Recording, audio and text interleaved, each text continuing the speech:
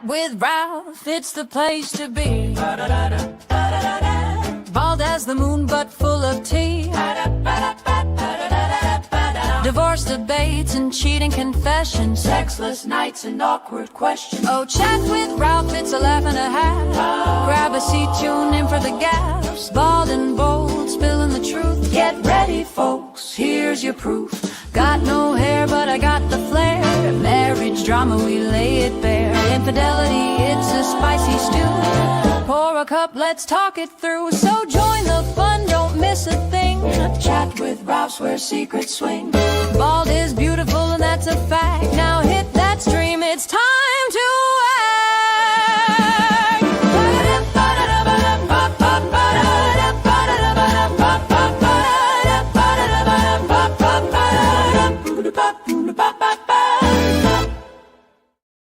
All right, here we are. I told you it was good. Everyone has the same reaction, like, what the hell, dude? It's like, I know, I love it, it's stupid, but I made that in 10 seconds. AI.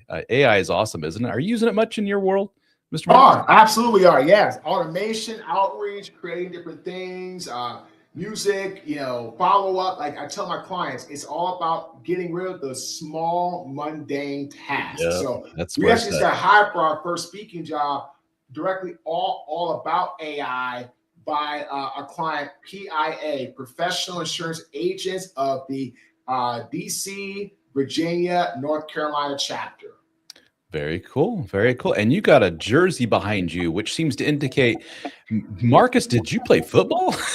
I might have played once or twice. Once or twice, a little bit in past life. Once or twice, big guy.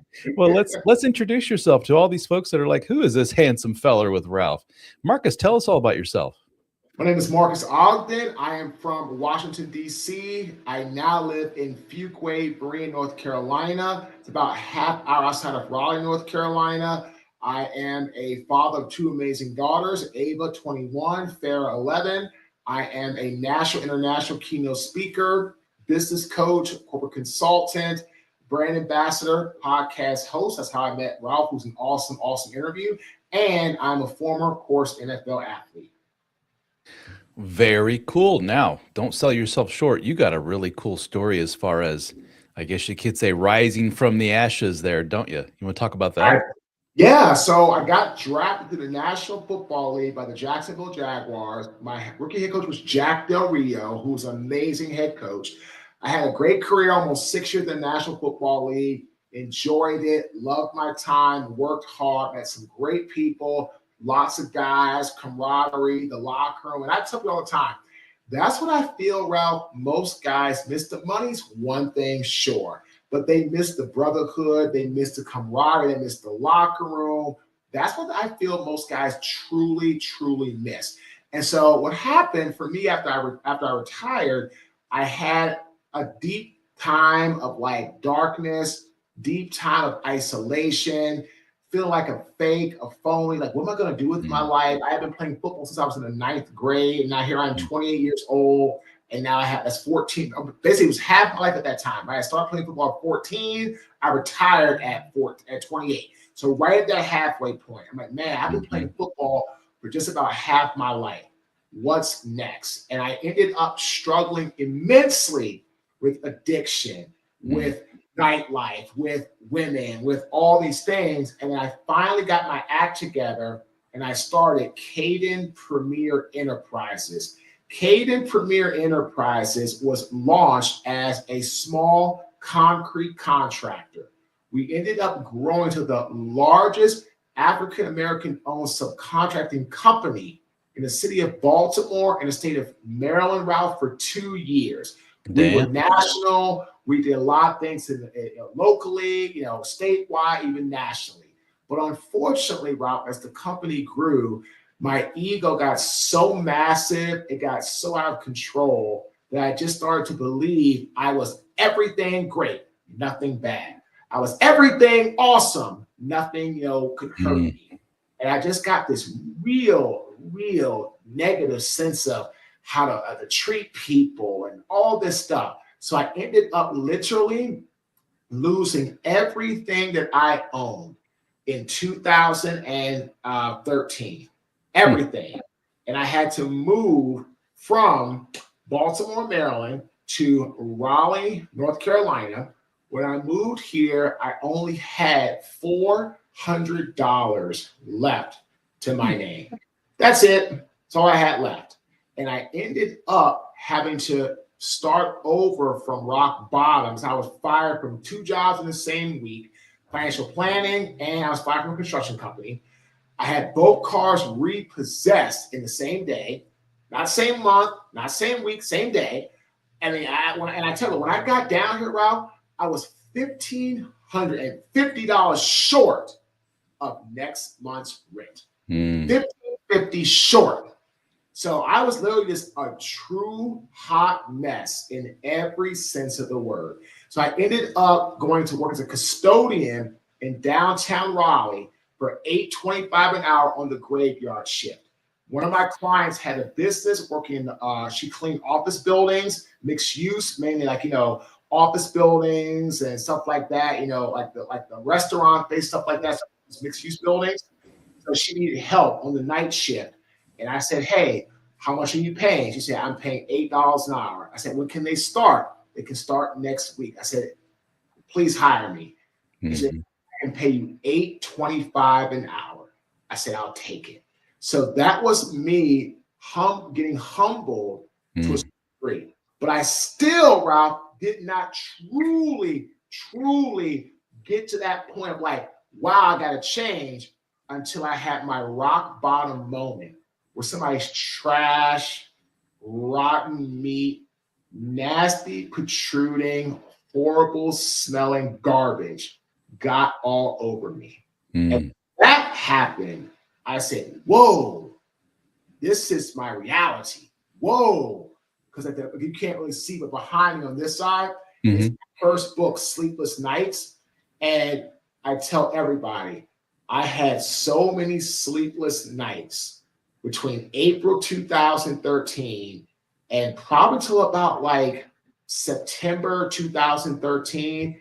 I was probably averaging about 2 to 2.5 hours of sleep per night because I was just so stressed. I was so anxious. I was so, how am I going to pay this bankruptcy? Like, Rob, it cost me $3,300 to pay for my bankruptcy. It took me almost 7 months to pay it off.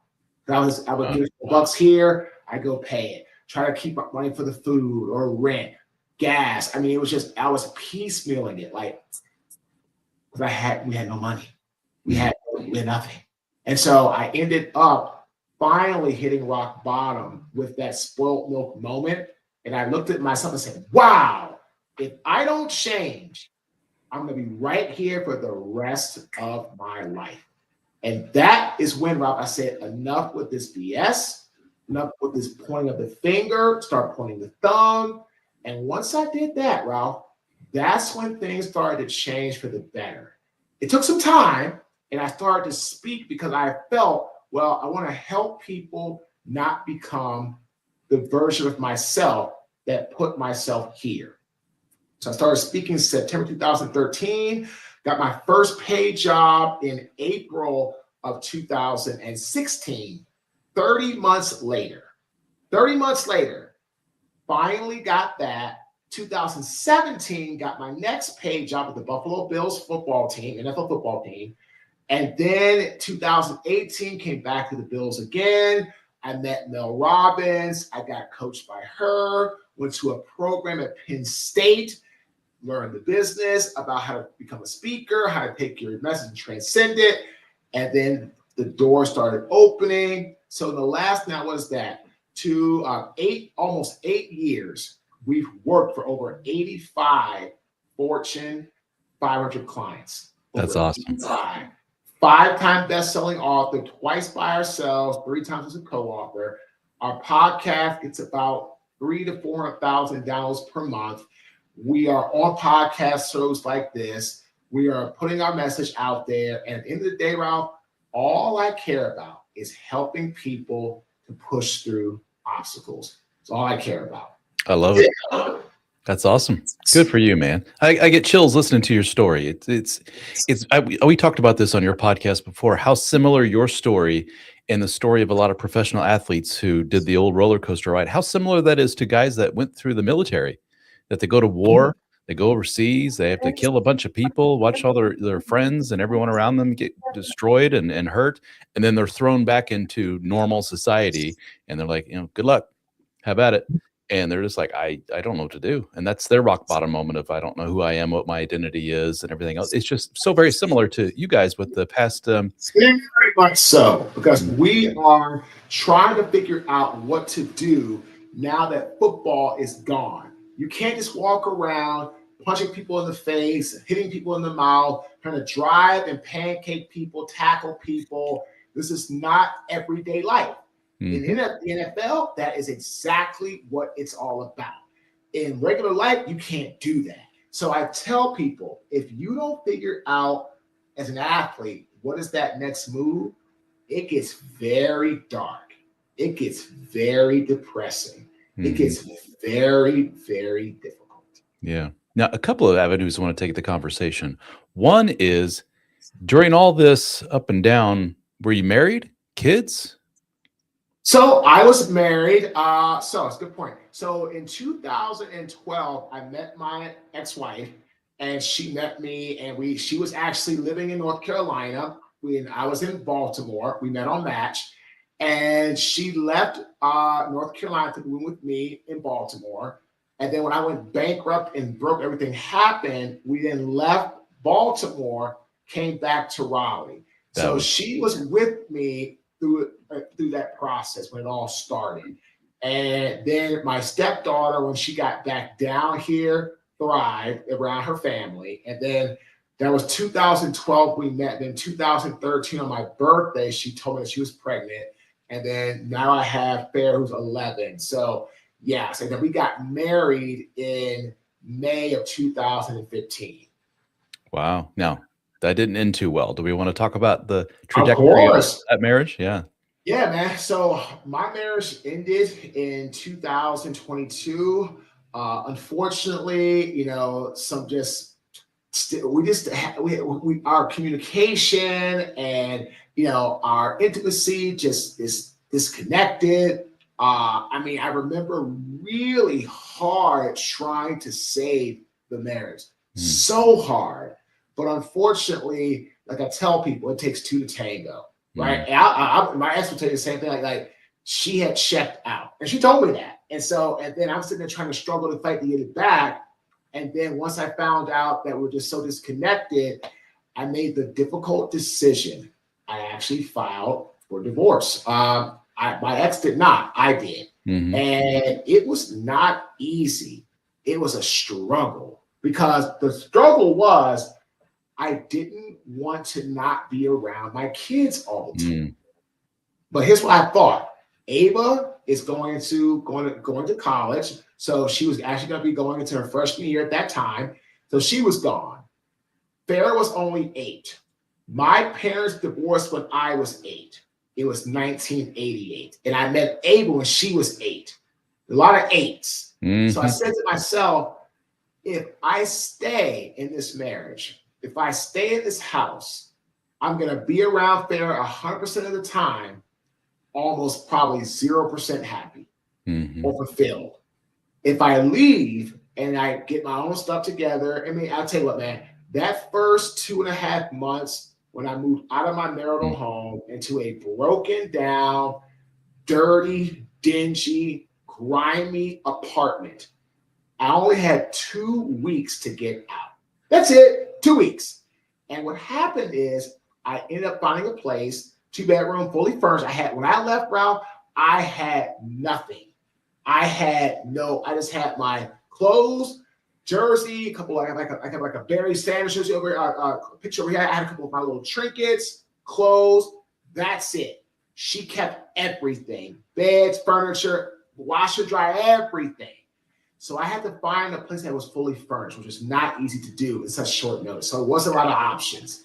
So that first 2.5 months, Rob, when I moved into my apartment that I was renting, I could probably say with all honesty, might have been the darkest 2.5 months of my life. Seriously. I was just so, oh my God. And then what happens in January of 2023, midway, I made the choice that I'm not going to just be a victim anymore. I'm not going to say poor me anymore. And I went from victim to victor. And I went from negative mindset to neutral. It took me about 2.5 months to go from negative to neutral. Once I got to neutral, I made this choice. I said, Marques, you're now neutral. We're not going back to negative. And that's when I started working harder and harder through the process. So it was tough, man. I mean, divorce is one of the most difficult things you ever have to do, ever. Now, a lot of people hearing your story about marriage and divorce would assume that you met the ex while you were this successful NFL guy, and then she dumped you, or the marriage disintegrated rather when the roller coaster went down. But that wasn't the case. You guys got together when you were close to your lowest, right? Yeah, it was. That is exactly right. And it's interesting, right? What I learned from this is, I would say what my therapist says is I was going through trauma bonding, where she had a lot of trauma. I had a ton of trauma, and we bonded off the trauma. Yep. And then as we moved here and started to try to get back into a routine of everyday life, the trauma kind of calmed down and we grew, but just in different directions. She was more into one thing. I was more into another. She wanted to go out a lot and still kind of, and do things and be a little more young at heart, which is fine. I didn't mind doing that, but I didn't want to do it all the time, right? So, in reality, what I tell people is, if you're at, I'll say this, when it comes to dating, right?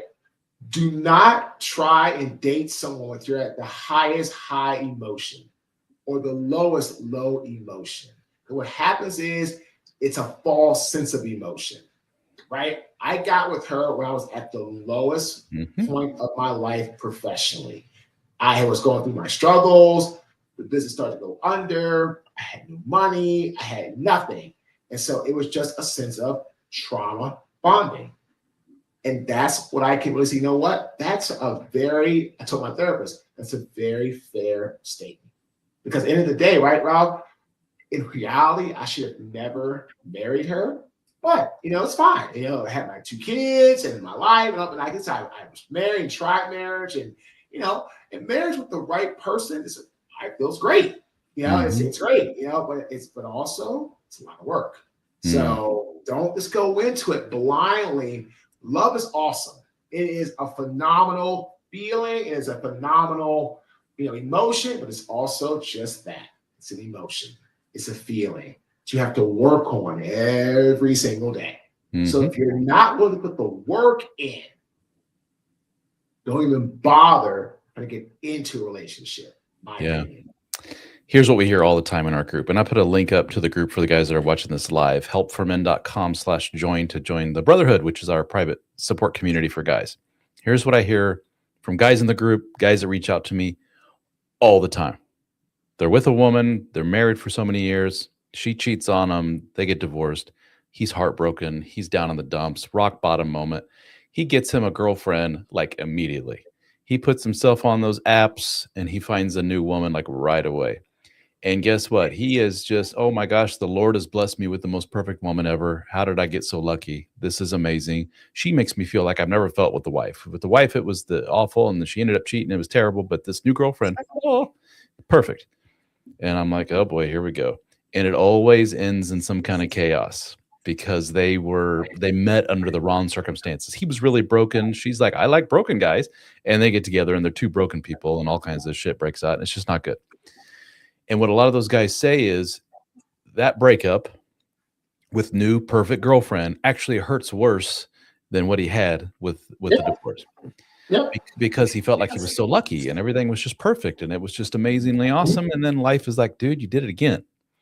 So your story is one that everybody hears all the time, that I hear all the time rather, which is, that chaos is not the perfect building grounds for a relationship. Because once the chaos inevitably settles down and you guys move in together and everything starts getting, quote, boring, which is another word for normal. Hey, the everyday life gets normal. That's and right. You're just like, well, there goes the excitement of having something new. sex 3 times a day, and there goes the excitement of Yeah. all this and that. And now we have a kid, and Yeah. now we went from 3 times a Now we day to got once a one. month Yeah. if we're lucky, and now and the guy's thinking this way, and the wife's like, the excitement's gone. I just don't have those oomph feelings for him anymore. And the wife starts saying, maybe this means this was a mistake. And the guy's like, what can I do to fix this? And around they go, and boom, there you go. So the grand solution to this isn't necessarily don't get in relationships. That's what a lot of guys think. It's more of take your time, do it right, work on your issues, talk to somebody like you talked about going to therapy. Kudos to you, man. I wish more guys did that. Go talk to somebody about all this stuff. And you may have some aha moments. And one of those aha moments is probably, maybe I should just cool it with the relationships and the dating. Chill. Yeah, Just chill out chill for a for bit. a Just minute. Yeah, calm just down. chill. Work on it. You probably have money issues you got to work on, all you divorced guys. You probably have emotional issues you got to work on. Just set the ladies aside for a bit. They ain't going anywhere. There's plenty of them out there. Amen. It's not like we're all 90 years old and we only have days left. Like, no, dude, it's okay if you just set them aside, right? You'll be fine. And that's easier said than done, though, especially when you're hurting. Ralph, I'll say this. So when I got divorced, so I filed for divorce July 2022. I moved out November 1st, 2022 to the apartment. I was not intimate with anybody for almost 7 months because my lawyer told me, do not do that. You're still in the house, wait, the whole thing. So when I got out, right, I knew that whoever I was seeing was just for fun. I knew it. And I said that. I said, I am not looking for a relationship. I do not want to try to get into something serious. I am not your guy. I'm not. I just wanted to have fun. And then while I was having fun, I was working on myself, seeing a therapist, going through the process, untangling money, trying to sell our old home, trying to work through the process, the whole 9 yards. And I can tell you this. I learned in that process, I'm so glad that I didn't do like a lot of guys, well, not a lot of guys. They say the statistics show that most guys after divorce are either engaged or in a serious relationship within like a 12-month period. Fast. Way faster than the ladies do. Way faster than ladies. Exactly. And so here's the thing, right? Like I tell people, how can you truly, right, have fixed yourself after 12 months? It's not possible, in my opinion, right? Where I think that if you don't believe that, that's totally fine. I can tell you from my experience, if I would try to get with somebody seriously within a 12-month window of going through what I went through, it would have been absolutely a disaster. Yep. Because who I was an individual that was torn, that was broken, that was hurting, and all I would have done was hurt the other person because I didn't trust. I don't really trust people now that much. I mean, when it comes to women, I don't. I'm 3.5 years out of my divorce, and I still struggle with trusting people. Because at the end of the day, like I tell people, relationships, the thing that stinks, right, Ralph? You have no control over the other person. None. Such is life. None. Yeah. And that's the gamble. Love is the biggest gamble we can ever take in life. And again, I'm not saying you shouldn't do it. I'm just saying understand it. Be cognizant of what you're getting into. This is why, with me, I know who I want to be with or the type of person. Again, nobody's perfect. I don't expect anybody. That's not going to talk about that. What I want is someone I can talk to, that I can chat with, that's there in the hard times. And again, you said the excitement, right? All that stuff, sex, 3-4 times a day, all that, like that's not going to last forever. It's not real. Yeah. Yeah. I mean, I don't think so. I don't think it's, I don't think it's going to last forever. I mean, I know a lot of married guys, a lot. I don't know any married guy getting sex 3-4 times a day in his marriage. I don't. And if you do, I am happy for you. You're awesome, fantastic, and keep it going. Right? If you do, great. But most guys aren't getting that. So what I tell people, you have to be ready for what it's going to be, which is the reality factor, right? Life gets mundane, it gets boring at times, it gets redundant. And if you're looking for something to excite you all the time, that's the problem. It's like with me, I create my own excitement. Like I'll go to the movies I want to, I'll travel, I'll go play poker, I hang with my daughter, I'll watch documentaries. You know, guys, learn to be okay by yourself. That's the big thing. Amen. And boy, that's difficult, man. Okay. Oh, it's hard. Well, we got guys that their entire life has been built on what I do for others. It's been built on what that person thinks about me. Being married, being part of, that's got it. I totally get it. But understand this. You, like anybody else, have to be okay, because you can't have someone around you 24/7. Not possible, except for yourself, right? And I tell people, stop trying to get everybody to like you. Learn to love yourself. This is a tough one, because a lot of times people say we're looking for outside validation. I believe that's where cheating comes in on both sides. Sure, absolutely. We're looking for outside validation. I don't need anybody to validate me. Is it nice getting a compliment here or there when I'm dating somebody? Of course it is. But I don't need someone to validate me. I need someone to connect with me, be a partner with me. That's what I need. I don't need you to take care of me. I don't need you to take care of my stuff. I can cook for myself. I can clean for myself. I can do my own laundry. I can make my bed. I can pay my own bills. I don't need anybody to take care of me. I want someone to build with. And I feel as guys, again, I can't speak for all, I can speak for me. We have to, because again, I struggled with that for a little while when I first got out of the house. We've got to learn to be okay with us without anybody else there. So you got these guys that are fresh out of, I'm getting some feedback here. I'm going to mute there we go. We got guys that are fresh out of divorce. They lost a job after 20 years, whatever it may be. So that title of husband, that title of vice president of sales, that whatever it may be. Sometimes even this is the worst thing that I hear. And it's so heartbreaking to hear these stories, the loss of a child. My child passed away for whatever reason. So now I'm no longer a parent. Maybe that was your only kid, whatever it may be. All these outside things define who it is I am. And when those go away, you're left with, who the hell am I? What do I do?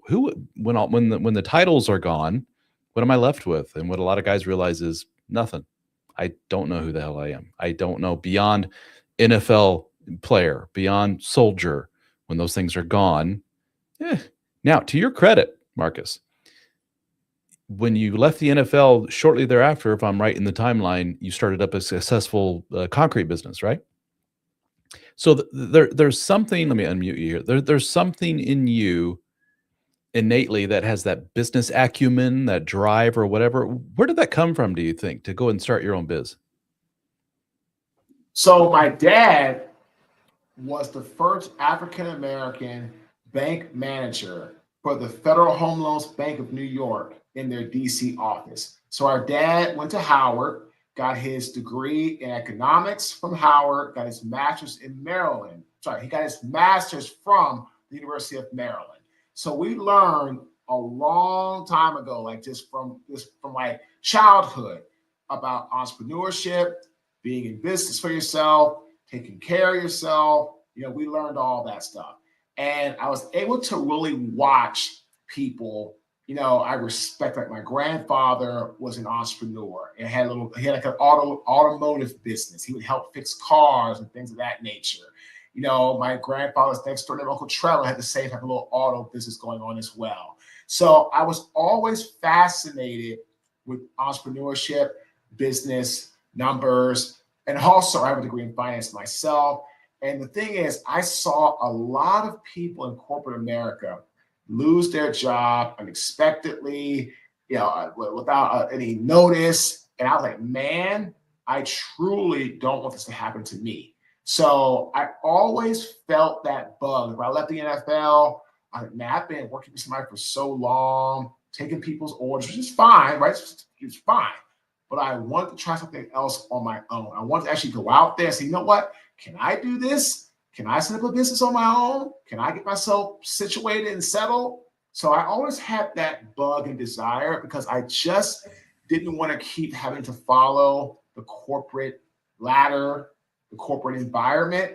And so again, but one thing I've been an individual who's been disciplined, and I don't mind taking risk as long as I have enough time to assess what could go good, what could go bad. And so, and again, right, when I did my construction company, things were great. But unfortunately, because I was just so young and so just simple-minded, right, and so dim-witted, I didn't think I could ever be hurt, or I thought I was so untouchable. It basically, everything around me crashed and burned. So the point is, I've learned about entrepreneurship, business, right, Ralph, from a very, very young age. Yeah, it's in your blood, so to speak. So you got your parents, grandparents. That's awesome. So you got the brains and the oomph, the business acumen, the tolerance for risk. Sounds like you kind of had that baked into your DNA there. You saw growing up, and a lot of people don't have that. So you're blessed in a lot of ways. I mean, let's put that out there. So you had that foundation to fall back on. That's a wrong term, because there's no fall back on. There's no safety net. It's nothing but work. As an entrepreneur, it's just work, work, work, go, go, go, risk, risk, risk, spend. Hopefully there's a return. It's way more difficult, arguably, than being some kind of corporate dude. So, but guys, let's think about the story of Marques here. You were in stadiums playing to 100,000 screaming fans, literally at times, to, all right, I'm out of that at a young age, 28, right? Into your own business, successful business failed. And holy shit, what now? And you were willing to swallow your pride, set your ego aside, and literally become a janitor for $8 an hour. Did anybody ever recognize you when you were mopping the floors? Like, hey, are you? Yeah, I had several people that recognized me and said, wow, man. Like, and you know what's really crazy, Ralph? People would recognize me, and I was like, "Oh, how are you?" Being polite, good morning, conversation, and they would look at me and say nothing. They was like, "Oh, I recognize you." Then okay, just act like I wasn't even there. I was so treated like I was inhuman, like I was less than others, all because I just had a job that people considered beneath them, and that's why, right, Ralph, who I am now. I will talk to anybody, right? I will talk to anybody. I will help anybody. I'm all about serving and giving back. And I'm literally that individual that's all about helping people to elevate and rise to the next level. Yeah, those rock bottom moments make you more empathetic to other people's conditions. You look at a guy and you go, I don't know what his story is. I have no idea. Everyone always seems to jump to, that guy is face down in the gutter because of his series of bad decisions. He's a drug addict. He's like, dude, you have no idea what that man's been through. He may be one little handout, if you will, one little hand raise saying, I need help. He may go from janitor to speaking to Fortune 50 companies as a speaker. You have no idea. There's Marqueses out there all over the world. And everywhere. Yeah. So kudos to you, man. So we're so lucky to have Mr. Marques Ogden with us here today. And we got Mr. Ninja Spam 2000 makes a point. Like the video, he's telling everybody. Yes, guys, wherever you're watching this, if you could give me a like, follow, all that good stuff, I would appreciate it. We are on Facebook, YouTube, as well as Twitter, or X as it's called now. So guys, if you're watching this, give me a like. That tells all those places that this is worthy of other people seeing. So I was telling Marques, most of our viewers, if you will, watch us on the recording later on and all the clips that we post everywhere, but it always helps. There we go. Somebody gave me a like. Thank you so very much. I appreciate it. I've been putting a couple of banners up here. One is our Help for Men Brotherhood. The other is Rebuild. All this, what we're talking about here is Marques's rebuild story. And I talk all about this in a book called Rebuild. And you can find out more at readrebuild.com. That is my 5th book. And Marques, I need to send you a copy. It is right up your alley, mister. You'll probably read that thing and go, been there, done that. Love it. Any type of book around rebuilding, mindset, attributes over skills, anything like that. It's going to always be right up my alley because I tell people life is not straight line. Life is not going to give you what you want when you want it. Life is not designed to be just this simple, linear. Doesn't work that way. Nope. No way, Jose. So you got to have the ability to bounce back and rebuild when things don't go your way. Some of us got to learn that the hard way, like, losing everything and becoming a janitor and, getting divorced and end up in a shitty apartment. Some of us got to go down that road. A lot of guys can relate to your story that are watching this or that will watch this later. Some of us, though, I go back to the military thing. I was a military brat, so I know that world really well. My dad was lifelong enlisted military guy, sergeant. Some of us, we volunteer for those moments. When you go to the military and you go into boot camp, they strip you down to nothing, literally and figuratively, as they strip you of all your ego and everything else. And next thing you know, you've lost 20 pounds and you're doing so many push-ups and marching until you vomit and everything else. And they just strip you of all that so they can rebuild you from the ground up, and what they need, which is a good soldier who can do what they need to help defend the country and stuff. There's a lot to learn from that mindset, which is just whittle you down to nothing. Most of us haven't had those whittle you down to nothing moments until, who knows? Your wife says, adios, I don't want you anymore. And you're like, oh, shoot, who am I? What am I? Husband gone. Take off your husband suit. Put on what suit do I put on now? Scary moment. Scary moment. Yeah. And like I said, right, Ralph, scary moments indeed, because you have no idea what to expect, what is next, all that kind of stuff. It's you just never know. So I tell people all the time, you just got to keep getting after it. You just got to keep pushing yourself forward. Boom, boom, boom. Just don't give up. And I want to reiterate, this doesn't mean do it alone either.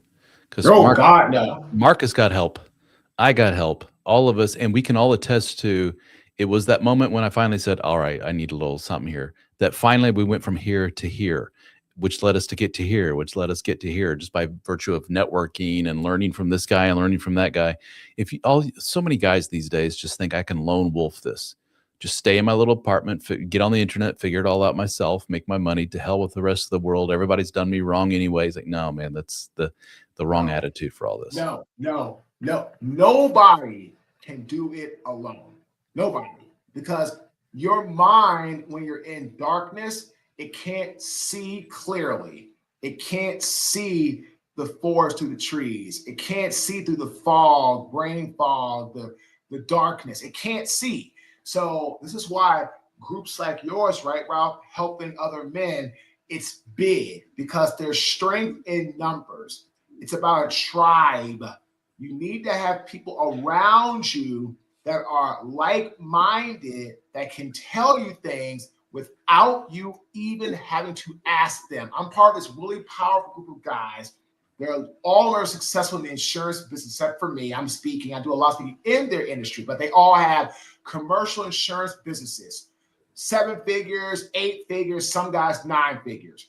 These guys are all top successful, fulfilled guys, but we all are part of a group.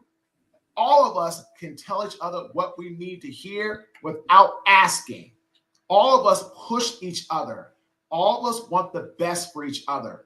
Ladies and gentlemen, right? I just like saying that every girl. Guys, you need to be part of a group like Help for Men. Because at the end of the day, what happens is you then have a place to go when you have a hardship, or you have a difficult sleepless night, or you're disagreeing with your spouse, or you're having a work issue, or you don't know who you are because you've lost a job, or you've lost a career, or you've lost a girlfriend, or you lost whatever, right?